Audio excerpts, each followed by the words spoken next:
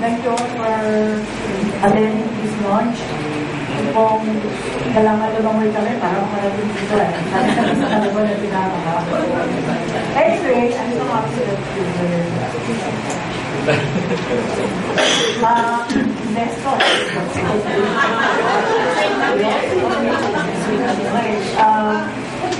Good afternoon. First of all, I'd like to thank Malwa po, NCCA Executive Director, for welcoming the idea of my translating Macario Pineda and Ginto sa Makiling, my first ever attempt at translating a novel. Dr. Pineda, it was he who suggested a long time ago that I write on Pineda for my graduate thesis. He went over the manuscript, entering a Velasco at Publishing, took a risk by publishing this book. Thank you all. Translation was something that had some interest for me. I did not take it seriously. Although the late Rolando Vino had been a strong advocate since the 1960s. But what he wanted was for the best works in the West to be made available in Filipino. Thus his own excellent translation enabled us to read Western poems and dramas in Filipino. It was Rolando Vino who asked me to translate The Boarding House by James Joyce so many summers ago for a textbook in nakagawa ng Akalaing Filipino. Later, he chided me for not knowing the difference between Amanugang and Indiana.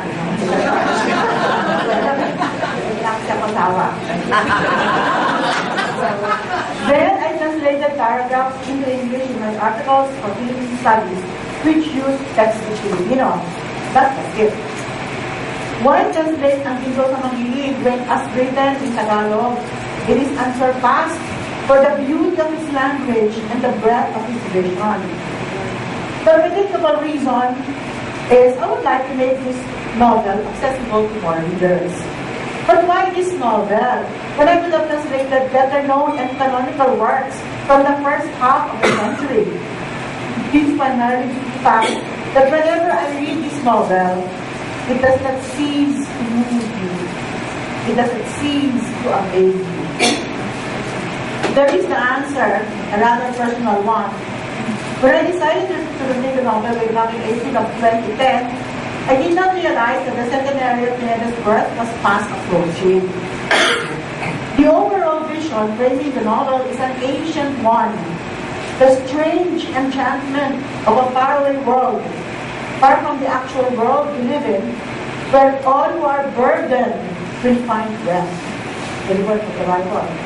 But unlike some of the major constructs of the utopia, where life is an endless series of dancing, singing, and merry naked, as in Brigadoon, where mind-boggling opulence and wealth meet the eyes of the weary traveler, as in James Hilton's vision of Shangri-La, Pineda offers a different image of an ideal world, located in a specific site that for centuries had long been an impressive sight to millions of people in southern Luzon.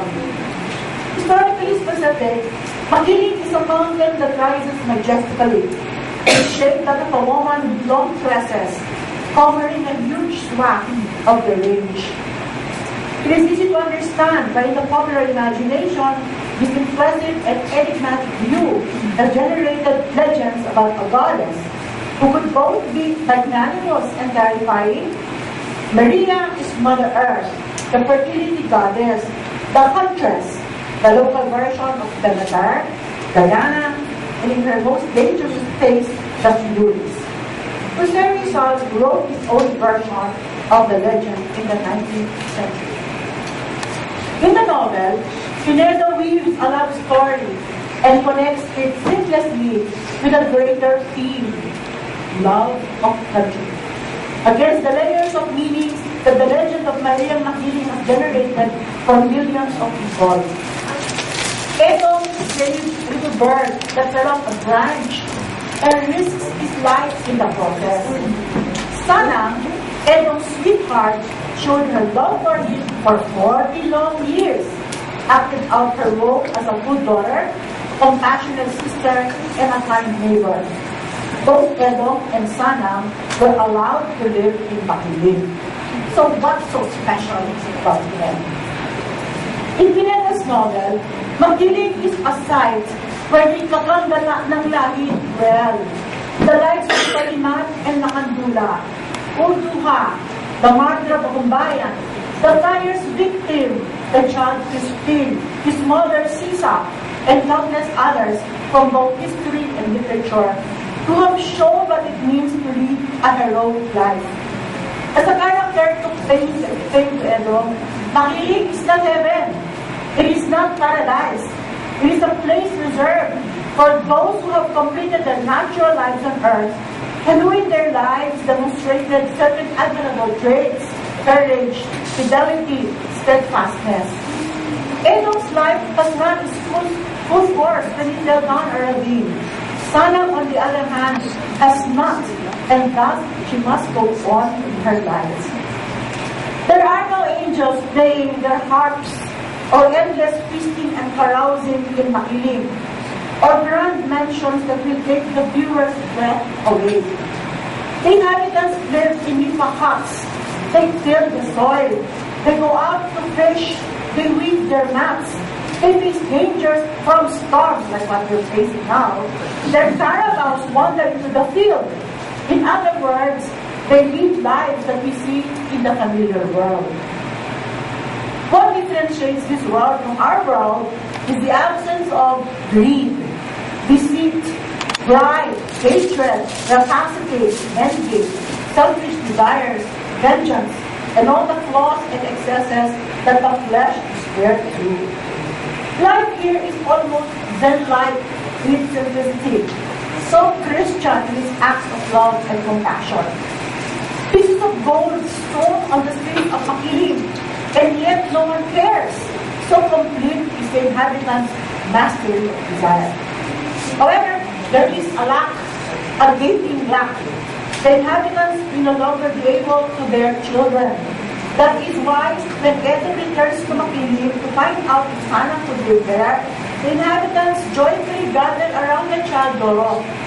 In one scene, Urduha expresses sadness that the one thing they miss is the innocent smile of an infant hugged by her mother.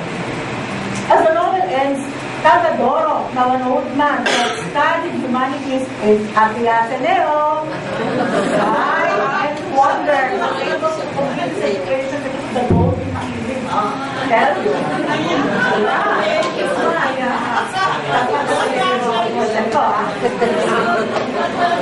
Tata Doro, who studied humanities at the Ateneo, sighed and wondered, having seen large vicissitudes and never-ending strife, when the gates of Makiling would once again be opened for the kagagata ng lahi to mingle with the people and provide exemplars to the nation struggling in the post-war years.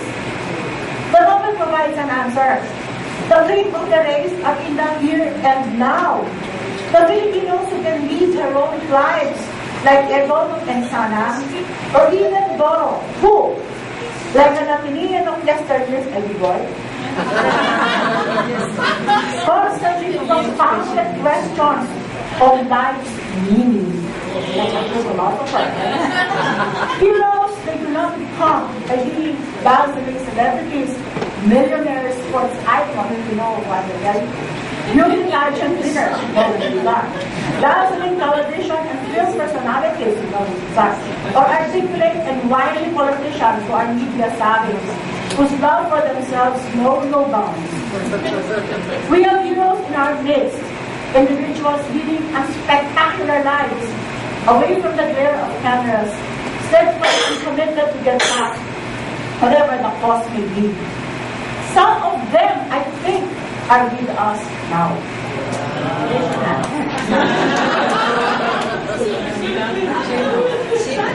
We should not depend on the heroes in Makiling to lead the way, the novel seems to be saying. Ang Ginto sa Makiling ay nasa puso at isipan ng mga nagmamahal sa bayan. Sa pagkatapang may buhay, walang katapusan ang posibilidad sa pagbabago, kaya hindi na pwede magkaanak sa Makiling kasi wala nang pagbabago doon. In the end, the personal narrative is interwoven into a much larger narrative to constitute a novel so masterful in its exploration of human desires. and so celebratory of the people's ability to rise above pettiness, selfishness, and excessive love of self. Pineda's novel unconditionally points toward the future worth aspiring for. Our nation's heroes have shown us the way. We need to complete the task. That is why I decided to translate ang Ginto sa Makiling, although I was very, very unhappy. The next is a dramatic foil to the proliferation of fake heroes in our days, shimmering serpent with no depth. For every Batman, there is a Joker. God knows how deep with truth they are. In this day and age, this novel is not a saleable commodity because it harkens to a distant past, faintly anachronistic and quite frankly irrelevant to the generation of iPod, iPad, and Kindle readers. But it is a testament to the strange horror of literature that this novel, together with countless other works, could weave a narrative that points to the future worthy to aspire for. Great literature exhorts us to work for the greater good, for a cause much larger than our puny selves in their often narcissistic and labyrinthic ways. The Golden Makiling urges the contemporary reader to lead a quiet but purposeful and heroic life in these largely unheroic times.